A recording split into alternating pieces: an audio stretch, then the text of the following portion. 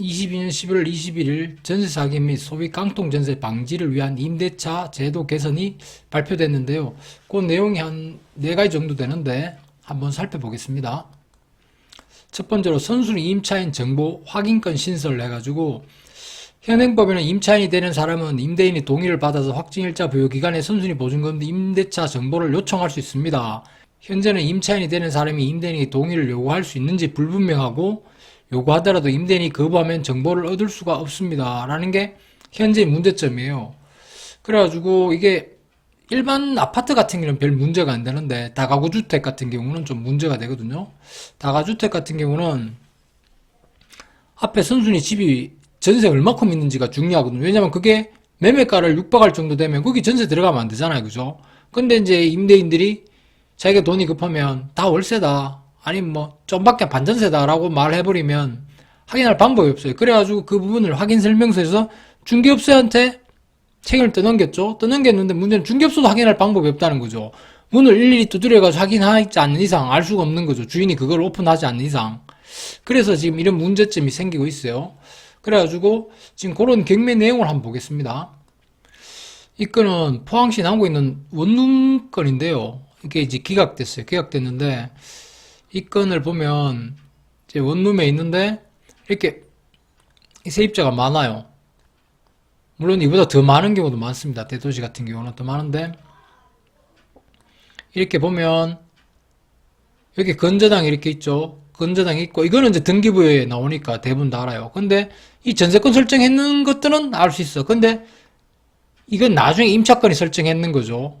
돈을 안 주니까. 근데 그냥 저니까 확정일자 됐는 것은 알 수가 없습니다. 알 수가 없기 때문에 나중에 늦게 들어간 사람들이 경매를 넣었는데도 기각되죠. 왜냐하면 무익료로 자기가 배당받을 게 없으니까 기각되는데 지금 앞에서 봤듯이 이게 현재 임차인이 되는 사람이 임대인 동의를 요구할 수 있는지가 불분명하고 요구하더라도 임대인이 거부하면 정보도 얻을 수 없다 이렇게 나와 있으니까 앞에 선순위 전세를 얻는 사람이 얼만큼인지 알 수가 없는 거죠. 그래서 그게 지금 항상 문제였어요. 문제였고 주인이 착한 주인 같은 경우는 계약서를 다 가져와서 복사를 해주고 했는데 뭐 악의적으로 사기치려는 의도가 있으면 뭐 괜찮다고 믿으라고 이야기해보면 급한 사람은 들어갈 수밖에 없는 상황이거든요.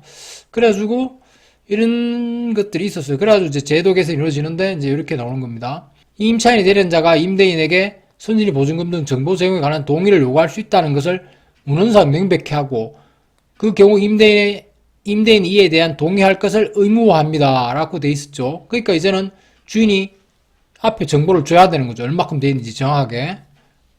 요거 나중에 이런 것들은 꼭 필요한 제도 개선입니다.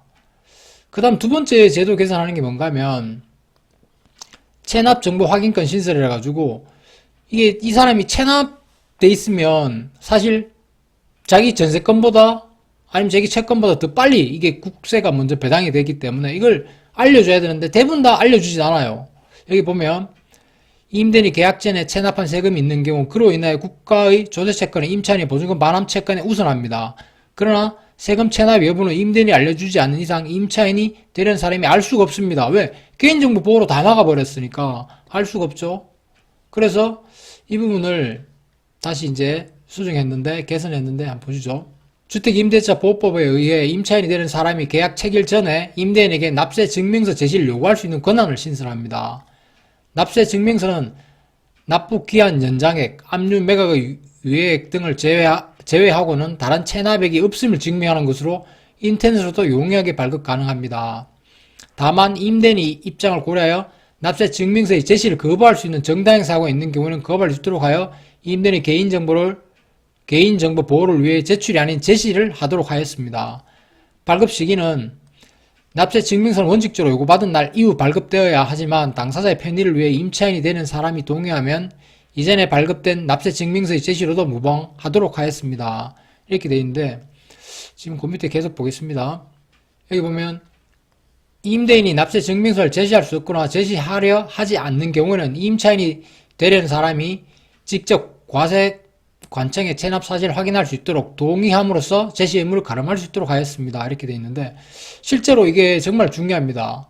이렇게 돼야만이 임차인이 자기가 채권을 자기가 생각하기에는 안전하다고 해서 들어갔는데 세금이 먼저 돼버리니까 확인할 방법이 없는 거죠.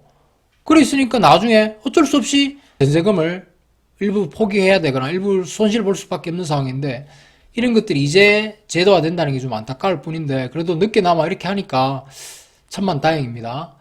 그 다음 한번 볼게요.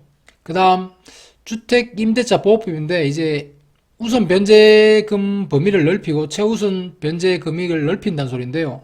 요게 이제 지금 1억 5천만 원 정도 돼 있다가 5천만 원 상향, 지금 1억, 현재는 1억 5천만 원인데 이게 1억 6,500으로, 그리고 소액 임차인은 5,500으로 넓힌다는 건데, 이게 무슨 뜻인가 하면, 예를 들어서 1억 6천, 현재 1억 5천만 원, 앞에 건저당이 있더라도 내가 후순위로 1억 5천만 전세가 들어가면 5천만 원까지는 건저당보다 우선해서 배당받을 수 있게끔 해준다는 뜻입니다.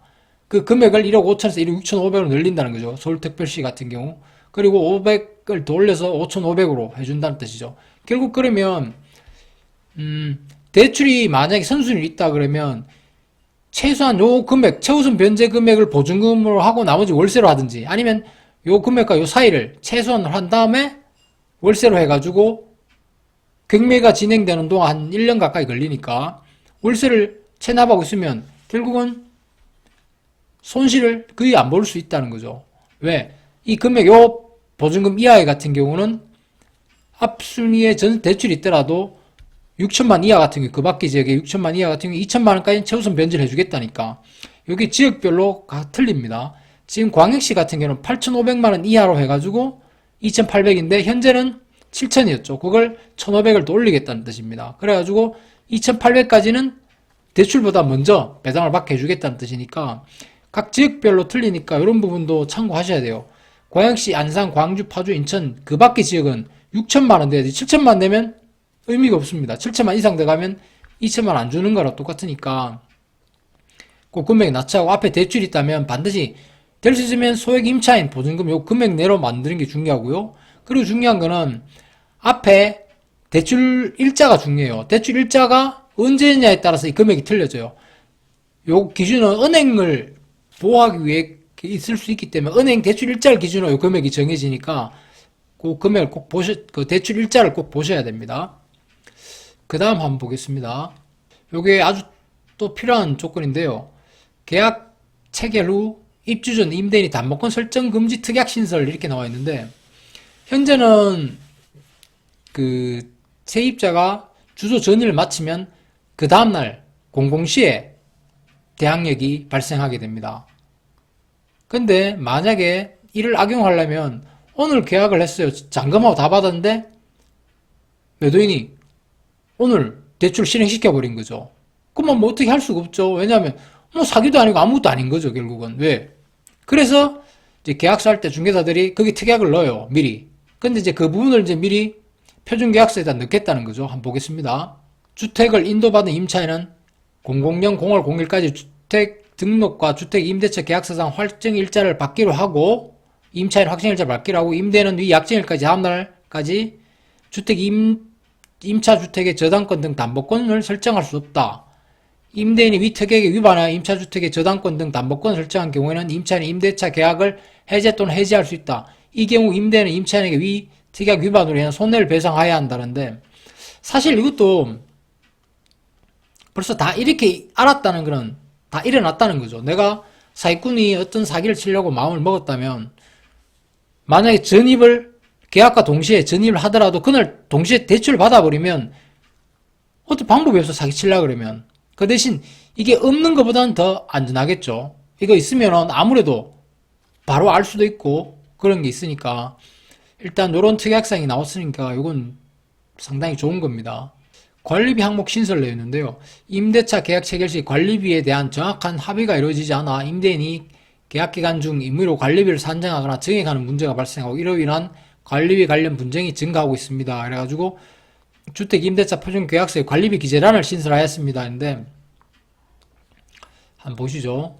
여기 밑에 보면 나오는데, 여기 보면 계약서에 이제 관리비란을 추가하겠다는 거죠. 보통 아파트 같은 경우는 이런 문제가 안 생겨요. 근데 원룸이라든지 작은 빌라 같은 경우는 월세 대신 관리비를 임의적으로 막 증액시켜서 서로 분란의 소지가 있으니까 미리 이 부분을 정하고 들어가자 이런 뜻입니다. 지금 이렇게 몇 가지 내용을 알아봤는데 정말 진작 했어야 되는데 이제 하는 것들이 있습니다. 오늘 나오는 거 선순위 임차인 정보, 다가주택에서 꼭 필요한 거 있죠. 그리고 체납 정보 사실 확인권, 체납 정보 확인권 신설.